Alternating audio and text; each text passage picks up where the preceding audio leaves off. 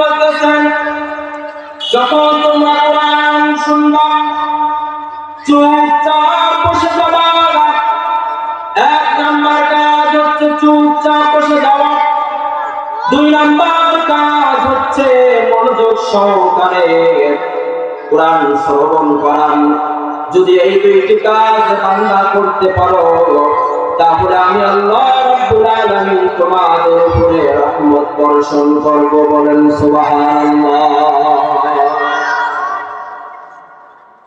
তাহলে আজ আমরা এখানে কোরআন শুনতে এসেছি, তাহলে এখানে হট্টগোল করা যাবে না। আমাদেরকে আদবের সহিত চুপচাপ বসে মনোযোগ সহকারে কোরআন শ্রবণ করতে হবে। যদি এই কাজ দুইটি করতে পারি, আল্লাহ রাব্বুল আলামিন আমাদের উপরে কি বর্ষণ করবে? কি রহমত বর্ষণ করবে। আল্লাহ রাব্বুল আলামিন আমাদের যে হায়াত দান করেছেন, এই হায়াতটা ক্ষণস্থায়ী জিন্দেগি। আমার এই হায়াতের কোনো গ্যারান্টি নাই। গ্যারান্টি আছে? গ্যারান্টি নাই। এই মুহূর্তে যদি আজরাইল এসে যায়, আমাদের আর দুনিয়ায় থাকার মতো কোনো অধিকার থাকবে না। এই দুনিয়ায় থাকতে গেলে আমাদেরকে কোরআনকে অনুসরণ করে কবরের পাখায় জোগাড় করে আমাদেরকে কবরের জিন্দেগির মধ্যে যাইতে হবে। তাহলে আজ আমরা কত গুনাহ করতেছি, কত গুনাহের মধ্যে শামিল হতেছি। আমাদের পৃথিবীর মধ্যে আমার গুনাহের কথা যদি কেউ না জানে, আমার আপন মা গুনাহের কথা জানে না, আমি কি গুনাহ করেছি আমার বাবা জানে না, আমি কি গুনাহ করেছি আমার আত্মীয় স্বজন জানে না। জানে? জানে না। আমার গুনাহের কথা কে জানেন? আল্লাহ রাব্বুল আলামিন জানেন। এই গুনাহ নিয়ে যদি আমরা কবরে যাই, তাহলে আমাদের কবরটা কি হবে? জান্নাত হবে না জাহান্নাম হবে? জাহান্নাম। এই কবরের জিন্দেগির জন্য আমাদের অন্তরে ভয় ঢুকিয়ে দিতে হবে। যা গুনাহ করেছি গুনাহ থেকে তাওবা করতে হবে।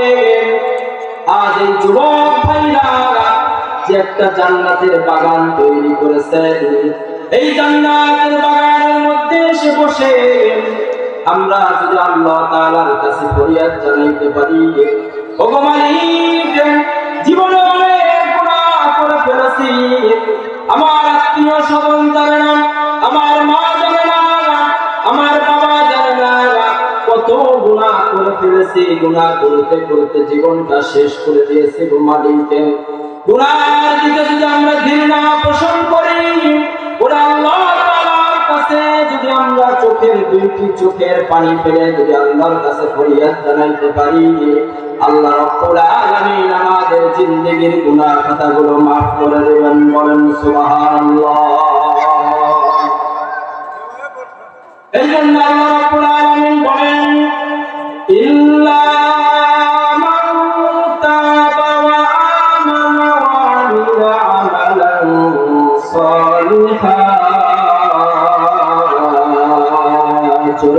আল্লাহু আকবার। আল্লাহ রাব্বুল আলামিন বলতেছেন, ইল্লা মান তাবা, যদি তোমরা তওবা করতে পারো, ওয়া আমানা, এবং পুনরায় যদি ঈমান আনতে পারো, ওয়া আমিলা আমালান সালিহা, এবং যদি তোমরা আমলে সালেহ করতে পারো, ফাউলাইকা ইউবাদদিলুল্লাহু সাইয়্যাতিহিম হাসানাত। আমি আল্লাহ রাব্বুল আলামিন তোমাদের জীবনের গুনাহ খাতাগুলোকে মাফ করে দেব। শুধু তাই নয়, আল্লাহ রাব্বুল আলামিন আয়াতের মধ্যে বলেছেন, কি বললেন? আল্লাহ রাব্বুল আলামিন বলেছেন, শুধু আমি তাওবা করে এখানে সমাপ্ত ঘোষণা করব না রে বান্দা, সমাপ্ত করব না, আমি তোমাদের জিন্দেগির গুনাহ খাতাগুলোকে মাফ করব। এই তোমার যে গুনাহ হয়েছে, যতগুলো তুমি গুনাহ করে ফেলেছো, যত পরিমাণ গুনাহ করে ফেলেছো, ওগুলো আমি অল্টারনেট করব, পরিবর্তন করে তোমার অতগুলো রেখে দেব, বলেন সুবহানাল্লাহ। তাহলে আল্লাহ রাব্বুল আলামিন আমাদের গুনাহ খাতা মাফ করে এখানে সমাপ্ত করবে না, কি করবে? ওই গুনাহগুলো অল্টারনেট করে ওই গুনাহর পরিবর্তে আমাদের নেকি দিয়ে আমাদের আমলনামাটা ভরপুর করে দিবেন, বলেন সুবহানাল্লাহ। এই জন্য ভাইজান, আমরা যত গুনাহ করে ফেলেছি আমরা তো নিজে জানি কিনা? জানি, অবশ্যই জানি। এই জন্য আমাদেরকে খাস দিয়ে তওবা করতে হবে আল্লাহর কাছে। তওবা করব কখন?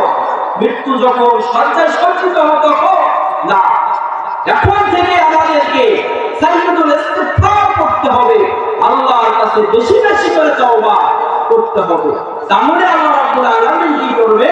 আমাদেরকে মাফ করবে।